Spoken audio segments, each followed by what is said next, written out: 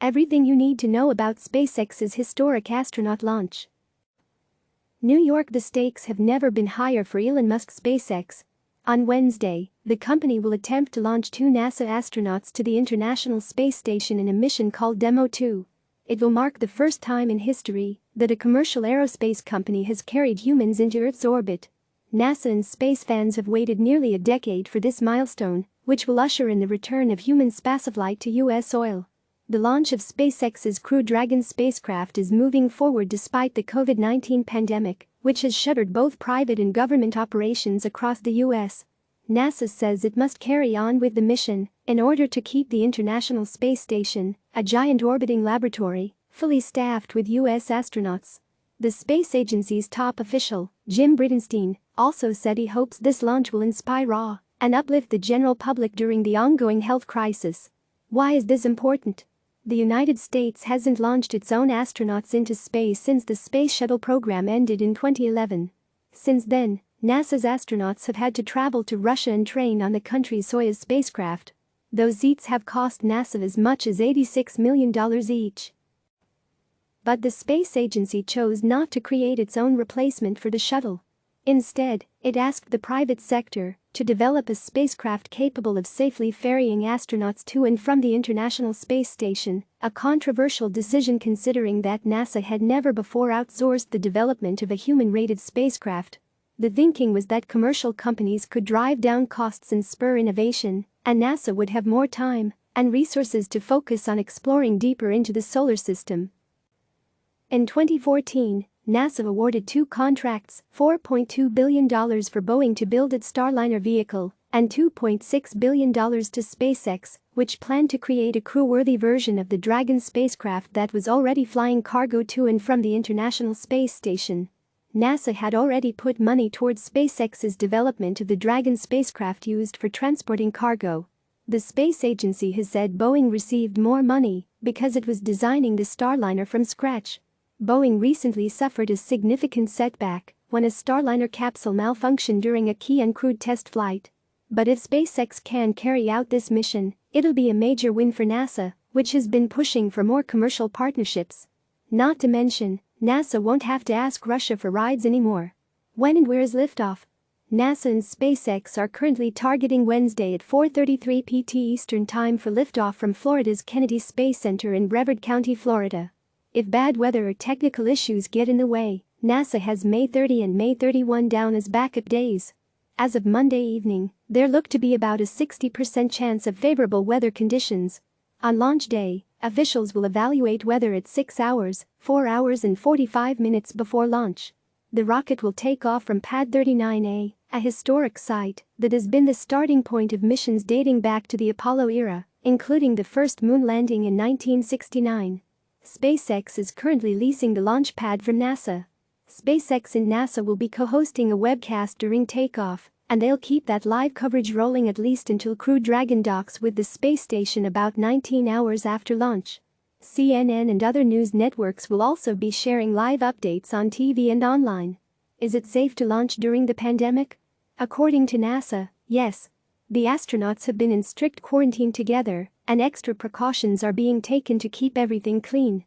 NASA, SpaceX, and military personnel will need to gather in control rooms to support the launch, and they've implemented additional safety measures, such as changing control rooms when a new shift begins, so that the other room can be deep cleaned.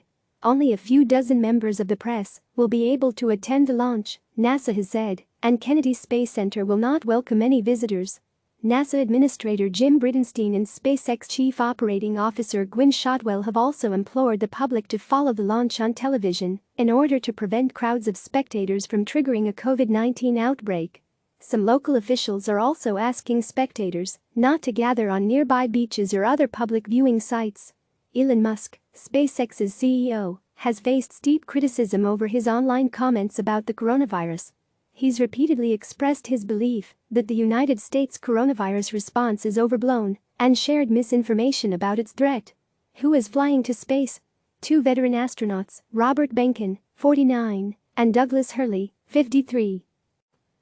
They work for NASA, but they've worked closely with SpaceX and have been trained to fly the Crew Dragon capsule, which will become only the fifth spacecraft design, after the Mercury, Gemini, Apollo, and Space Shuttle vehicles, that NASA has certified as safe enough for humans.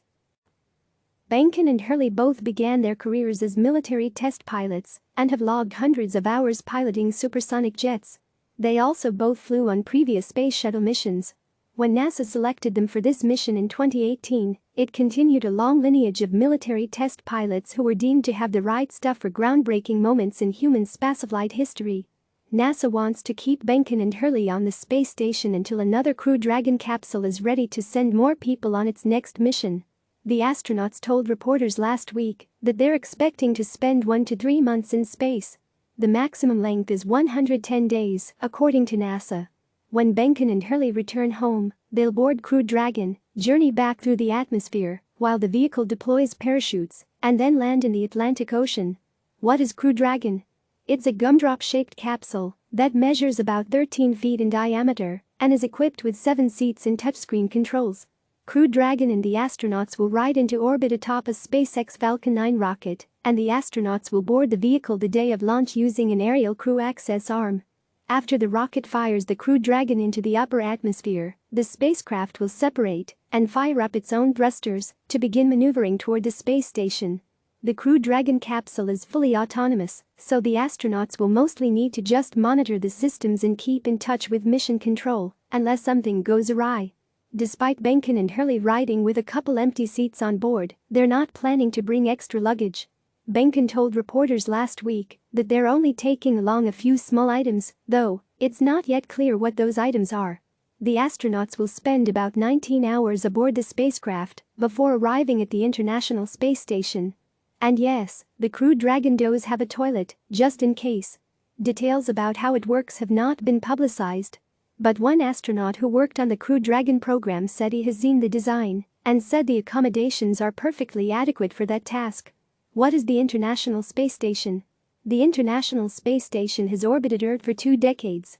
The United States and Russia are the station's primary operators, but 240 astronauts from 19 countries have visited over the years. Rotating crews of astronauts have staffed the ISS continuously since the year 2000, allowing thousands of scientific experiments to be carried out in microgravity. Research has included everything from how the human body responds to being in space to developing new medications. Typically, about 6 people stay on the space station. But right now there are only 3, NASA's Christopher Cassidy and Russia's Anatoly Ivanishin and Ivan Vanner. What will this cost? Seats on Russia's Soyuz launches have cost NASA up to $86 million each and $55.4 million on average over the past decade, according to a 2019 report from NASA's Office of the Inspector General. That same report estimates that Crew Dragon seats will cost NASA about $55 million each.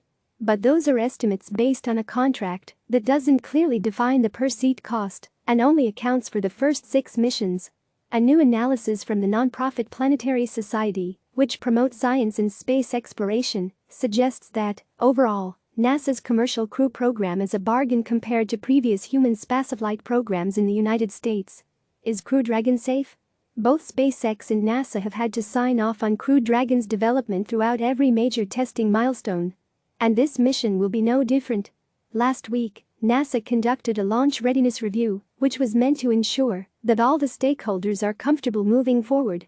Anytime a spacecraft leaves Earth there are risks, and there are no perfect measurements for predicting them.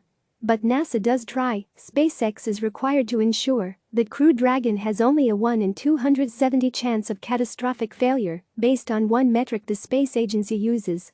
There have been numerous attempts to calculate what the risk was for a given space shuttle mission. Ultimately, out of 135 missions, there were 2 shuttle tragedies, a failure rate of about 1 in every 68 missions. It should also be noted that Crew Dragon's previous uncrewed trip to space gives it more experience than other U.S. spacecraft had before humans were allowed on board. The Space Shuttle, for instance, was never taken on an unmanned test drive. Crew Dragon is also equipped with a unique emergency abort system designed to jettison astronauts to safety if something goes wrong.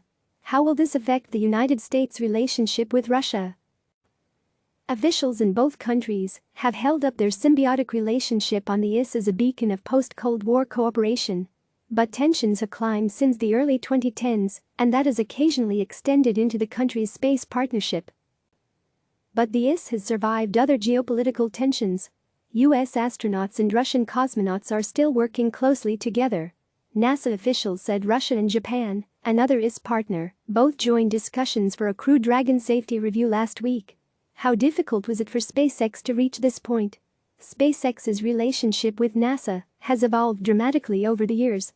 In the 2000s, SpaceX's first few rocket launch attempts failed, and the company was nearly bankrupt in 2008 before it managed to safely launch one of its early Falcon 1 rockets into orbit. After that, NASA took a chance on the upstart and awarded SpaceX a $1.6 billion contract to fly cargo to the space station using a new capsule, Dragon, and rocket, dubbed Falcon 9. SpaceX and NASA have worked closely, and sometimes awkwardly, together ever since. Their partnership has survived two failed SpaceX Falcon 9 missions, one in 2015, when a rocket hauling 5,000 pounds of cargo to the space station exploded on the way to orbit. In 2016, another Falcon 9 rocket blew up while sitting on a Florida launch pad, destroying a $200 million telecom satellite. But the vast majority of the 80-plus Falcon 9 missions that SpaceX has launched so far have gone off without a hitch.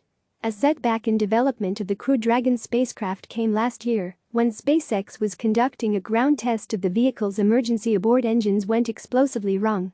SpaceX worked for months to reconfigure the Crew Dragon design and clear it with NASA before those abort engines performed flawlessly in a January test flight. Will Crew Dragon make another trip? One of SpaceX's main goals is to bring down the costs of launching objects into space by reusing hardware. Dragon capsules that fly cargo, for example, have been used up to 3 times. And since 2015, SpaceX has managed to safely land a Falcon 9's first stage booster, the largest part of the rocket, that gives the initial thrust at liftoff, dozens of times. The rocket used for this week's mission will be brand new, but SpaceX will attempt to recover the rocket's first stage rocket booster by landing it on a seafaring drone ship after launch. Each Crew Dragon spacecraft could also make multiple trips to space, the company has suggested. SpaceX's most ambitious reuse efforts will be with Starship, a gargantuan spacecraft currently in the early stages of development. Musk hopes that every piece of that vehicle and the giant rocket booster that will vault it into space will be reusable. Starship is at the core of Musk's long-term plan for SpaceX, sending humans to live on Mars. Click subscribe to receive the latest news.